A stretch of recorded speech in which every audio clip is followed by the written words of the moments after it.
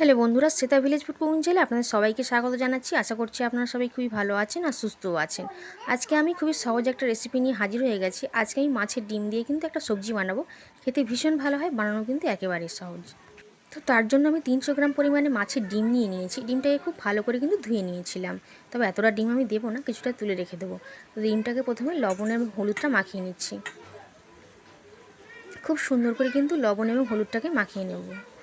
নিয়ে ডিমটাকে কিন্তু একটু ভেজে নেব।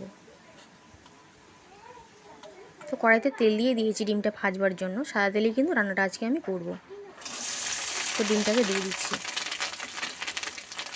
ডিমটা একটুখানি ছাড়িয়ে দিইনি, মানে খুলে দিইনি, তাহলে কিন্তু ডিমটা খুবই ফাটতো, তো সেই জন্য।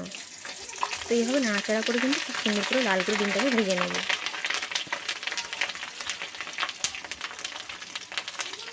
একটু ডিমটাকে ছড়িয়ে মতন দিচ্ছি যাতে ভিতর থেকে কোনোভাবে কাঁচা না থাকে, তো সেই জন্য। তো দেখুন, এইভাবে ডিমটা কিন্তু খুব সুন্দরভাবে ভেজে নিয়েছি। এবার কিন্তু তেল থেকে উঠিয়ে নিচ্ছি।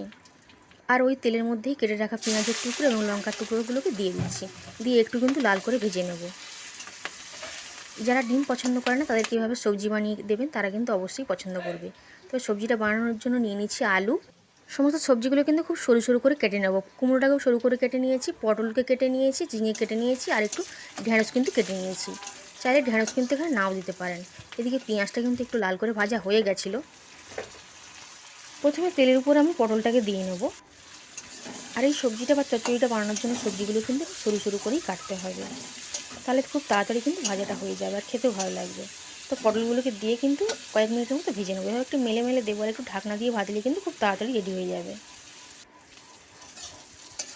3 থেকে 4 মিনিট পর দেখাচ্ছি। দেখুন, খুব ভালোভাবে কিন্তু ভাজাটা হয়ে গেছে। এর থেকে আর ভাজবো না। এখন আমি কেটে রাখা চিচিঙ্গের টুকরোগুলোকে দিয়ে দিচ্ছি। চিচিঙ্গেটাকে দিয়েও কিন্তু 2 থেকে 3 মিনিটের মতন একটু ভেজে নেব।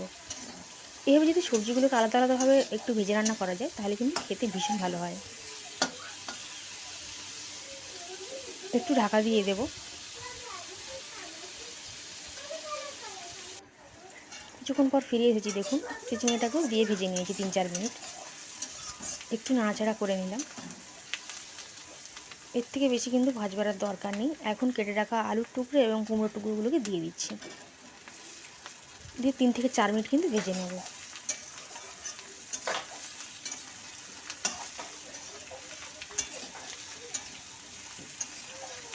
আর একটু ঢাকনা দিয়ে দেবো। কিন্তু প্রথমেই লবণটা দিয়ে দেবেন না, কারণ সবজিগুলোকে একটু আলাদা আলাদা করে ভাজলে সব শেষে লবণ দেবো, অসুবিধা হবে না। তো এখন কিন্তু সবজিগুলো বেশ ভালো করে ভাজা হয়ে গেছে। এর থেকে বেশি আর ভাজবার দরকার নেই।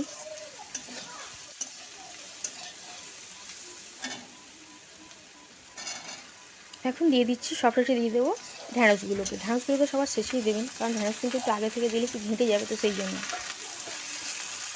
ঢ্যাঁড়সটা যাতে গোটা গোটা থাকে, তো সেই জন্য ঢ্যাঁড়সটা কিন্তু সবার শেষেই দিতে হবে। ঢ্যাঁড়সটা দিয়ে একটু নাড়াচাড়া করে নিলাম। এখন আমি দিয়ে দেবো লবণ। 1 চামচ পরিমাণে দিলাম। লবণটা দিয়ে কিন্তু নাড়াচাড়া করে নিতে হবে, আর লবণটা একটু শেষেই দিতে হবে, যেহেতু অনেকগুলো সবজি দিয়ে বানাচ্ছি, তো সেই জন্য। এখন দিয়ে দেবো হলুদ গুঁড়ো 1 চামচ পরিমাণে। 1 চামচ একটু কম দিয়ে দিলাম। আর লঙ্কার গুঁড়ো পরিমাণ মতন দিয়ে দিচ্ছি। ঝালটা আপনারা যেমন খাবেন তেমনই কিন্তু বুঝে ব্যবহার করবেন।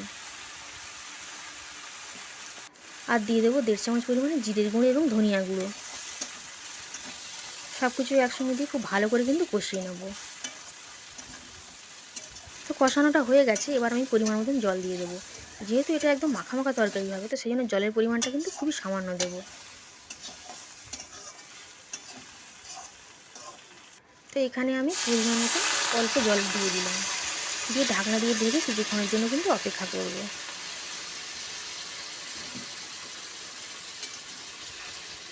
একটু নাড়াচাড়া করে ঢাকনা দিয়ে ঢেকে দেবো। আর এখন আমি ডিমটাকে নিয়ে নিয়েছি। সব ডিমটুকু নিইনি, কিছুটা ডিম তুলে রেখেছি। আর ডিমটাকে কিন্তু হাত দিয়ে একটু ভেঙে গুঁড়ো গুঁড়ো করে দেবো। এতে কিন্তু চচ্চড়ি বা তরকারির স্বাদটা খুব ভালো হবে। ডিমগুলোকে একটু ভেঙে গুঁড়ো গুঁড়ো করে দিচ্ছি তাই। তো সমস্ত ডিমের টুকরোগুলো থেকে ভেঙে নিলাম, খুব ঝুরু ঝুরু করে নিয়েছি। এবার তরকারিটার উপর থেকে কিন্তু একটু ছড়িয়ে দেবো। খুব ভালো করে খুন্তি দিয়ে নাড়াচাড়া করে কিন্তু মিশিয়ে নিচ্ছি। যতটা পরিমাণে সবজি বানিয়েছি এই পরিমাণ ডিমই কিন্তু ঠিক আছে। আপনারা যদি চান একটু কমিয়ে বাড়িয়ে নিতেও পারেন। মিশিয়ে নিয়েছি, এবার কিন্তু ঢাকনা দিয়ে ঢেকে কিছুক্ষণের জন্য অপেক্ষা করব, তারপরে কিন্তু রেডি। তো ফিরে এলাম কিছুক্ষণ পর, ঢাকনাটা খুলে নিয়েছি আর জলটা মরে গেছে একদম। তো আমি এরকমই শুকনো শুকনোই রাখবো। একটু নাড়াচাড়া করে নিয়েছি, আর এই সময় লবণটা কিন্তু একটু দেখে নিতে হবে। ঠিকঠাকই আছে। এখন কিন্তু কড়াই থেকে একটা পাত্রের মধ্যে নামিয়ে নেব। যারা ডিম পছন্দ করে না তাদেরকে এইভাবে ডিমের চচ্চড়ি বানিয়ে দেবেন, তারা কিন্তু খুবই পছন্দ করবে। তো এখন আমি ডিমের চচ্চড়িটাকে একটা পাত্রের মধ্যে কিন্তু নামিয়ে নিচ্ছি। তো সমস্ত সবটুকুই নামিয়ে নিয়েছি। কতটা সুন্দর লোভনীয় দেখতে লাগছে দেখুন, খেতে কিন্তু ভীষণ ভালো হয়। আশা করি আপনাদের কিন্তু এই রেসিপিটা বেশ ভালো লেগেছে। যদি ভালো লেগে থাকে ভিডিওটি করতে অবশ্যই লাইক করবেন, কমেন্ট করে জানাবেন কেমন লেগেছে, একটু শেয়ার করে দেবেন। আর চ্যানেল নতুন এসে গেলে চ্যানেলটি করতে অবশ্যই করে সাবস্ক্রাইব করে নেবেন। পাশে থাকা বেল আইকনটা প্রেস করে নেবেন, যাতে আমি যখনই কোনো রেসিপি ছাড়বো সবার আগেই আপনাদের কাছে কিন্তু পৌঁছে যাবে। আজ তাহলে এই পর্যন্তই, আবার হাজির হয়ে যাব আমি অন্য কোনো রেসিপিতে। ততক্ষণ আপনারা সবাই খুব ভালো থাকবেন আর সুস্থ থাকবেন। আজ তাহলে আসলাম।